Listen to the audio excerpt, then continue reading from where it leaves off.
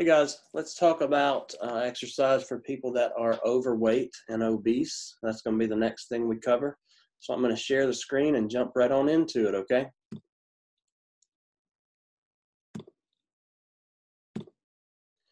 All right, there we are. Again, covering exercise for people that are overweight or obese. That is very common, especially here in this general area. Mississippi is one of the most overweight states there is. So let's get right into it. So when people are overweight or obese, some of the changes that you see anatomically and physiologically, this excess weight puts some stress on the cardiovascular system, like increasing the heart's workload, increasing blood pressure, promotes dyslipidemia. It interferes with our circulation in general, and it promotes the development of varicose veins, which really, for the most part, I'm sure you've all seen people that have them. A lot of people, they don't cause any issues, but it promotes the development of them. As far as excess weight on the musculoskeletal system, you see articular cartilage where the joints come together. That cartilage starts to become abraded or broken down, which is going to promote arthritis development. Synovial fluid production is interfered with, and that is what gives us lubrication in joints. And being overweight or obese also interferes with balance and locomotion or walking, jogging, running, etc. You also see effects on the respiratory system, such as limitation of respiratory capacity. Your lung volume is smaller because basically it's crowded in there. The mechanics of breathing are interfered with. Your gas exchange, carbon dioxide and oxygen is impaired. You also see an increased risk for pulmonary embolism, pneumonia, and respiratory failure. And sleep apnea is another thing that comes along with being overweight or obese. As far as the digestive system, acid reflux is promoted, more chance of acid reflux. Gallstones can be more prominent. Gallbladder disease, a lot of times it results in constipation also, which promotes hemorrhoids, neither which would be fun. Too much weight, the effect of that on hormone levels. Some hormones aren't released regularly because of excess weight. It impedes the actions of some hormones. The affected hormones include leptin, adiponectin, insulin, estrogen, and ghrelin, and we'll talk about those. Leptin is released by adipocytes, which are fat cells, in response to food consumption. This is what signals the body to stop eating. It increases energy expenditure, so burning of calories. They act as an inflammatory agent, and they're found in large quantities in obese individuals. Adiponectin are produced by adipocytes. They're anti-inflammatory.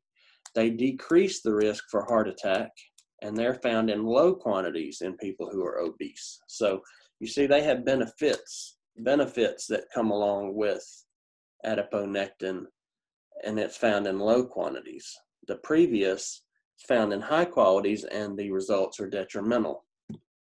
Insulin is produced by the pancreas in response to elevated blood glucose. Your blood sugar goes up, insulin is produced by the pancreas and released. Insulin promotes the movement of glucose into cells for your body to use them.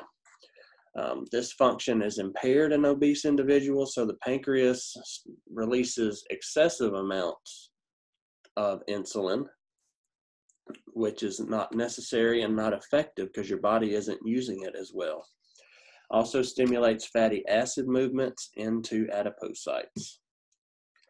Estrogen, the levels shown are 60 to 219% higher in obese women than in healthy weight women. What this does is it increases the risk for breast cancer, and that's important for you to remember. Ghrelin, it's produced by the stomach cells. This is what stimulates appetite. it decreases caloric expenditure, increases energy storage in the body. It's found in low levels in obese individuals. Precautions during exercise for people who are obese or overweight. Need to watch for cardiac events or strokes. Excess weight overstresses the heart just when it's at rest. So when you add exercise to this, it's going to add more stress. Blood pressure can reach dangerous levels during activity because of this, and weakened vessels, which can have atherosclerosis and things like that, can become prone to aneurysms. You can also have debilitating joint injuries because of excess weight, putting stress on weight-bearing joints. Exercise compounds this stress, so you're adding more stress to what's already there just from being overweight and everyday movements. Hyperthermia, that is being too warm. It can result from increased muscle contraction during exercise. There's a larger amount of subcutaneous fat under the skin, that holds heat in, which can cause this hyperthermia. Some barriers to exercise. Some people with large body sizes, especially large, super large, don't have the availability of exercise equipment that may accommodate their size. They have less physical capacity to perform, and they have also a barrier that's often named is just lack of time.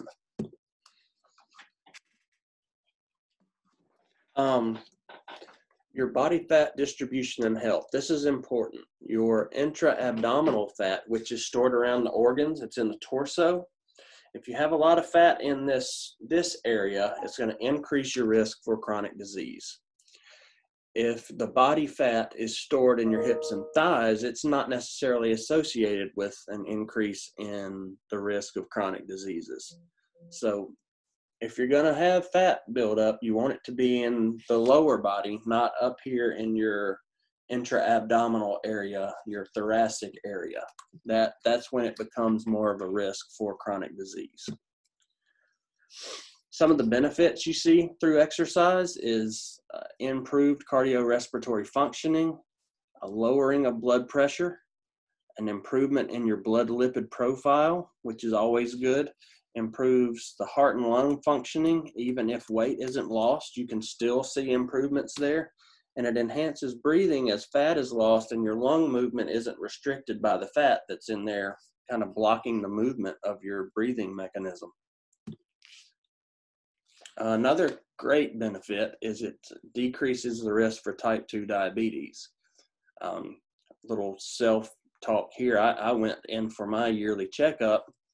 Was very close to being diagnosed with type 2 diabetes, immediately changed my diet up to my level of exercise, and at my next checkup, no longer anywhere close. I'd lost about 40 pounds. So type 2 diabetes, you can turn that around, especially if you catch it early like that. Exercise is going to reduce the likelihood of developing this insulin resistance, where your body is sending out more and more insulin to try to bring blood sugar down, and it's not really working because your body becomes resistant to it. It also eliminates glucose intolerance in most people and promotes the actual action of insulin, which is regulating your blood sugar. Another thing is you see a reduction in overall just discomfort from being obese and overweight. By increasing muscle mass, it makes doing everyday activities easier. It's easier just to get up. Decreases your fat mass and improves the functioning of your joints. Also see improvements in mood, decreased anxiety. You'll be more willing to engage in social interactions. Fatigue seems to be alleviated somewhat through exercise, and functional capacity, which is just your ability to do daily activities, go upstairs, things like that. You'll see improvements there in obese and overweight. Metabolic syndrome is a specific syndrome where you see a cluster of symptoms that increase the risk for cardiovascular disease and diabetes. it affects more than 23% of Americans. So nearly a fourth of America has metabolic syndrome. And the indicators are going to be intra-abdominal fat. That's basically going to say men that have a waist larger than 40 inches, women with a waist larger than 35 inches, high triglycerides, and low HDL, less than 40 in men and less than 50 in women. Hypertension is another indicator. Blood pressure over 130 over 85, 3 consecutive readings, and also insulin resistance or glucose intolerance. That's shown by an elevated fasting glucose measurement of over 100. The treatment for obesity, there's some drugs that are out there on the market, orlistat, Ally, phentermine. I've heard of that one a lot. Liraglutide, lorcaserin.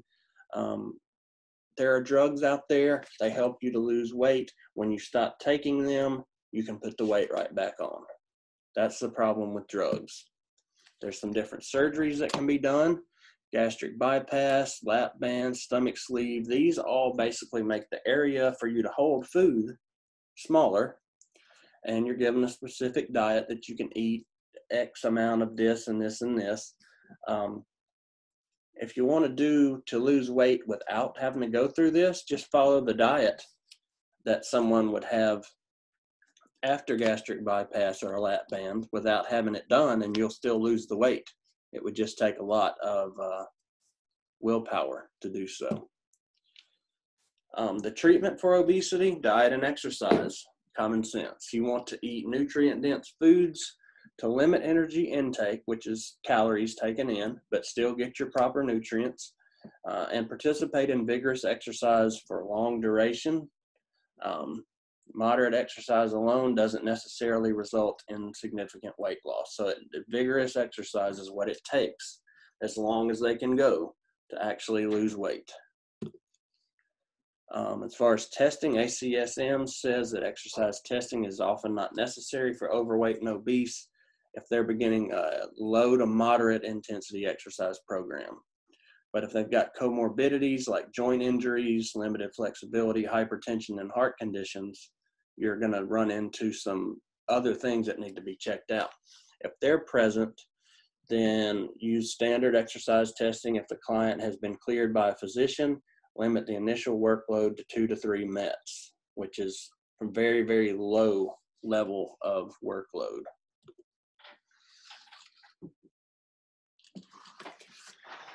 As far as exercise prescription, again, I'm not going to test you guys on this stuff, but it's a good thing to take with you. Proceed all activity with a 5 to 10 minute warm-up. As far as cardiovascular exercise, you want to do it at least 5 days a week, 30 to 60 minutes at a time. You want to accumulate a minimum of 150 minutes of activity a week, getting up to 300 minutes a week. So you're talking, 1 hour, 5 days a week, pretty darn good.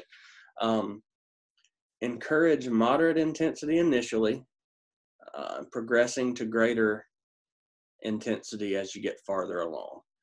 One thing to remember here with exercise, cardiovascular exercise for people that are obese and overweight, you want to increase the duration before you increase the intensity. So go for longer and then start ramping up the intensity at that same longer length of time. So some research, it says here, says that obese individuals need to strive for a duration of 60 to 90 minutes of moderate to vigorous activity to effectively lose weight and maintain weight loss. The problem with this is that it increases the risk of joint injury. For resistance training, you want to do strength training 2 to 3 times a week, 8 to 10 exercises targeting major muscles. Intensity needs to be 60 to 70% of a 1 rep max, 8 to 12 reps, 2 to 4 sets per exercise. These are just some general tips for weight loss. Most of these are common sense. 5 to 10% weight loss over 3 to 6 months. That is very doable.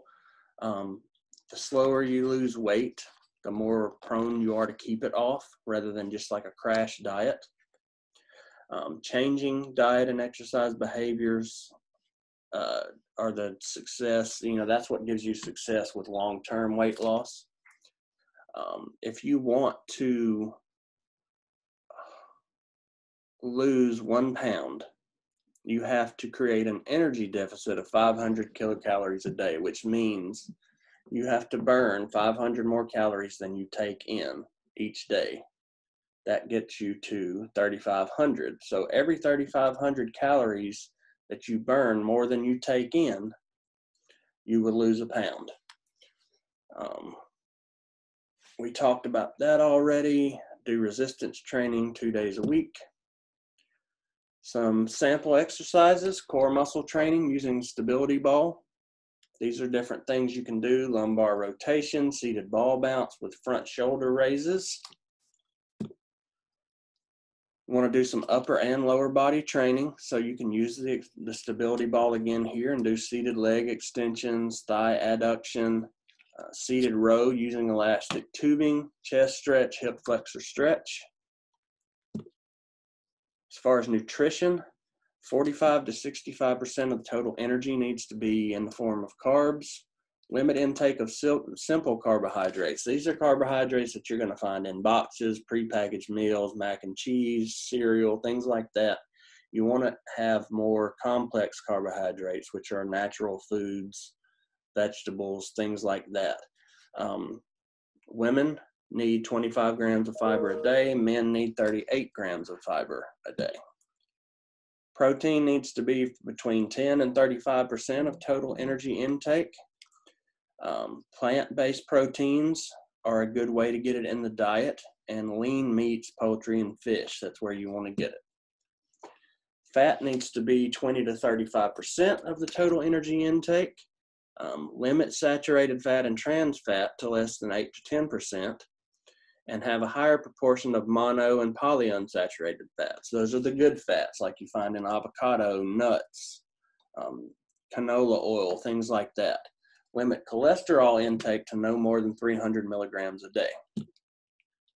So, energy balance, 35 kilocalories equals 1 pound. If you want to lose a pound a week, you need a 500 kilocalorie a day deficit. So 500 times 7, 3,500 calories that you're in the red. You should lose a pound. If you want to lose 2 pounds in a week, you need to create a 1,000 kilocalorie per day deficit. So 1,000 times 7 is 7,000 kilocalorie deficit. You should lose 2 pounds. Know how to calculate that. Vitamins and minerals are the same as the general population.